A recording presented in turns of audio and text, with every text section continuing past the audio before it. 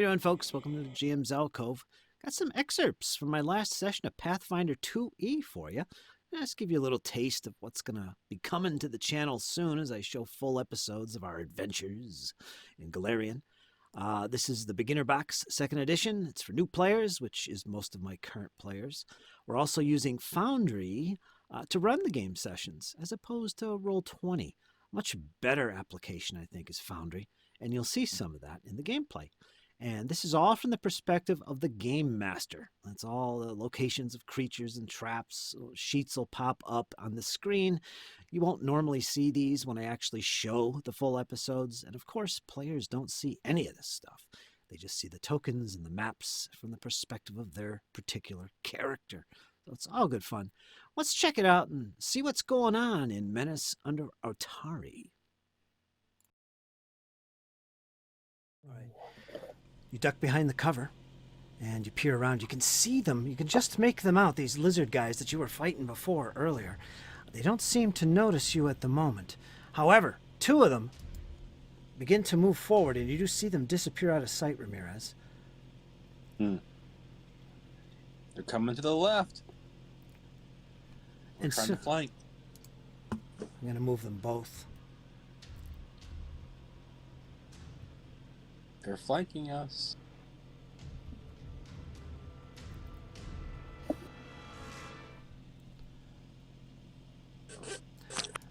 They both get about that far. However, suddenly, you hear something.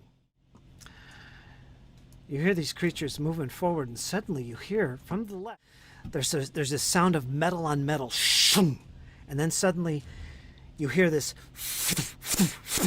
like something is spitting out of the wall. And as it does, you hear screams from the creatures that were moving as something has flew out of the walls and struck them both.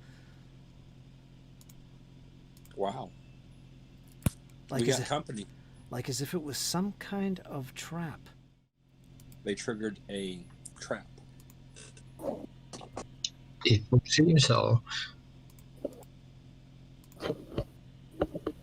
That means that they're not native to this area. Ah! You hear the screams of pain, and then it goes into silence. I scream out that do I recognize what just happened? Or do we all do? Those two creatures come off the steps and down, and as soon as they got into this open space area where they're currently located, that something went off. Something like a trap mechanism went off, and these big, great spears come flying out, and it evidently pierced these two guys. It didn't kill them. It took some damage, but they're continuing to move forward, and one of them moves up to Devon and strikes. They are armed with spears and doesn't hit. The other one moves up also next to Devon and is attacking him with a spear. I didn't have my shield raised for some reason because I forgot, but that's okay. They both missed.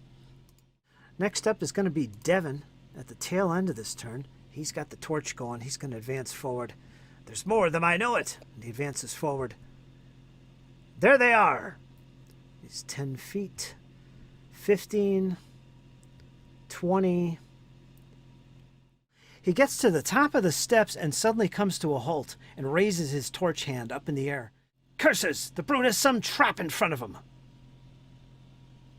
And with that, he raises his shield. He's done. So you heard him scream out that warning. We're going to go to the next turn, which is turn 3. And it is the Trap Master.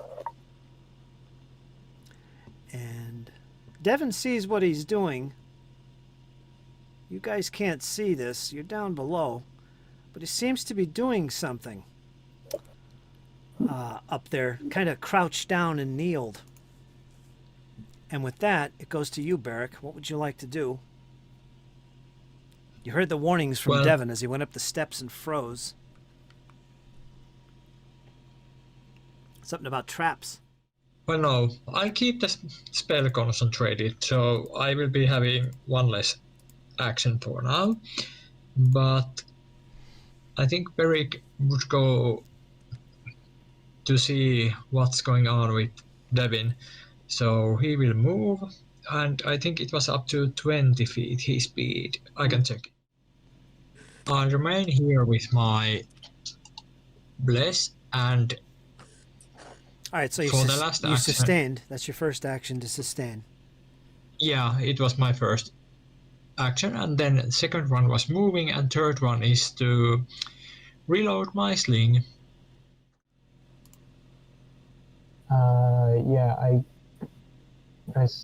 think that the 5, 10, 15, 20, 25. Yeah, it's within range, so I'm gonna cast telekinetic projectile again. I'll grab one of the kobolds' bodies and just swing it far. 25 feet. Yeah, I have a range of 30. At 11. I don't think that's... Let me make a quick roll here.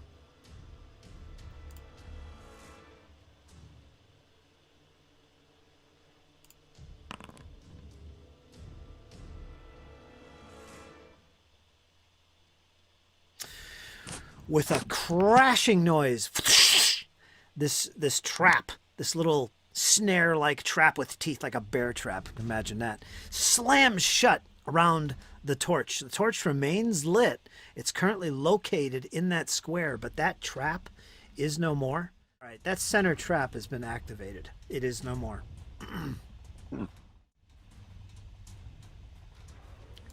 At this, the creature stands upright, going to back up, and then he's going to throw a spear, which he has, at Devin.